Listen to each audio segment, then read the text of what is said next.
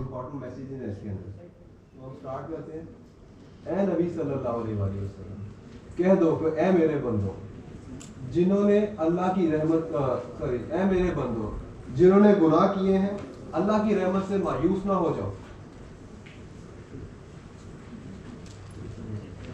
جنہوں نے اپنی جانوں پر زیادتی کی ہے اللہ کی رحمت سے مایوس نہ ہو جاؤ. یقیناً اللہ سارے گناہ معاف کر دیتا ہے, وہ تو غفور رحیم ہے. اب دیکھیں یہاں پہ اللہ تعالیٰ انسانیت کو میسیج دے رہے ہیں نبی صلی اللہ علیہ وسلم کے تھرو. کیا میسیج دے رہے ہیں؟ اپنی بک قرآن کے اندر یہ بات بتا رہے ہیں کہ دیکھو اگر آپ لوگوں نے گناہ کیے ہیں, اگر آپ لوگوں نے اپنے جانوں پہ زیادتی کی ہوئی ہے. دیکھیں گناہ کی ڈیفینیشن قرآن میں کیا ہے کہ انسان اپنی جان پہ زیادتی کر رہا ہے, اپنا نقصان کر رہا ہے اصل میں. تو اللہ تعالیٰ نے کہا ٹھیک ہے اگر تم نے اپنی جانوں پہ زیادتی کی ہوئی ہے, ٹھیک ہے تمہیں نہیں پتا تھا تم نے غلطی سے یہ کام کر دیا یا جان بوجھ کے بھی کی. تو اس کے بعد اللہ تعالیٰ نے کیا امید دلائی ہے انسانوں کو کہ اللہ تعالیٰ غفور رحیم ہے, اللہ تعالیٰ معاف کر دیتا ہے, لیکن آگے کنڈیشن رکھی ہے. اسی کے ساتھ اگلی آیت میں موو کرتے ہیں. پلٹاؤ اپنے رب کی طرف مطیع اور فرما اپنے رب کی طرف اور مطیع بن جاؤ, اس سے قبل کہ تم پر عذاب آ جائے اور پھر کہیں سے تمہیں مدد نہ مل سکے.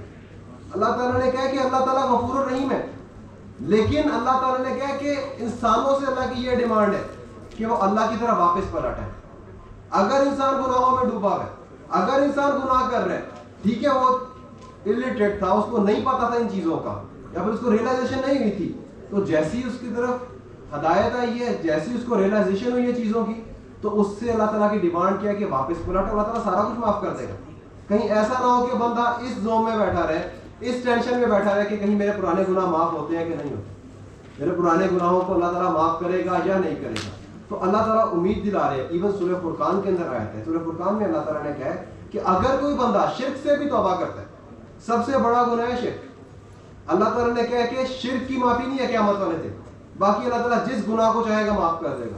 تو اتنا بڑا گناہ ہے. اس کے باوجود سورہ فرقان کے اندر اللہ تعالیٰ نے یہ بات کی کہ دنیا کے اندر اگر کوئی بندہ شرک سے بھی معافی مانگتا ہے, شرک سے بھی توبہ کرتا ہے, تو اللہ تعالیٰ اس کے گناہوں کو بھی نیکیوں سے بدل دے گا.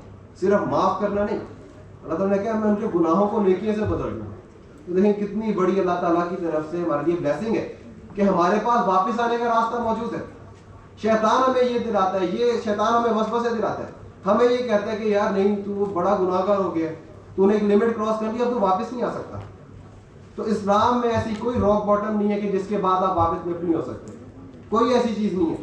آپ جب چاہو توبہ کر سکتے ہیں, لیکن اس کا دوسرا اسپیکٹ یہ کہ توبہ کر کے اللہ تعالیٰ کی طرف رجوع بھی کرنا ہے.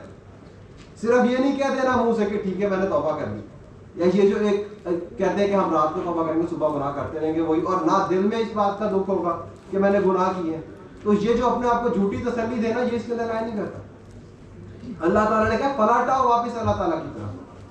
اللہ تعالیٰ کے احکامات کے اگر تم مطابق نہیں چل رہے تھے, تو جب تمہیں پتہ چل گیا کہ اللہ تعالیٰ کے احکامات یہ ہیں, اللہ کی ڈیمانڈز ہمارے سے یہ ہیں, تو اپنے آپ کو پھر ان کے مطابق کرو, اپنے آپ کو بہتر کرنے کی کوشش کرو. اس کے باوجود اگر تم اس ساری ایفرٹ کے اندر, ٹھیک ہے اگر تمہارے پاسٹ کے کوئی سنس تھے وہ تمہیں چھوڑنا مشکل لگ رہا ہے, تمہیں ایفرٹ ریکوائرڈ ہے, تو ٹھیک ہے وہاں پہ اگر کوئی بھول چوک ہوتی ہے تو دوبارہ اللہ تعالیٰ سے معافی مانگو. لیکن اگر کوئی بندہ اس نیت سے گناہ کرتا رہتا ہے کہ ٹھیک ہے یار ایک دفعہ توبہ کریں گے, تو اس کو وہ موقع بھی نہیں ملتا. کتنے لوگ ایسے جو اچانک مر جاتے ہیں, تو کیا گارنٹی ہے ہمارے پاس؟ تو کیا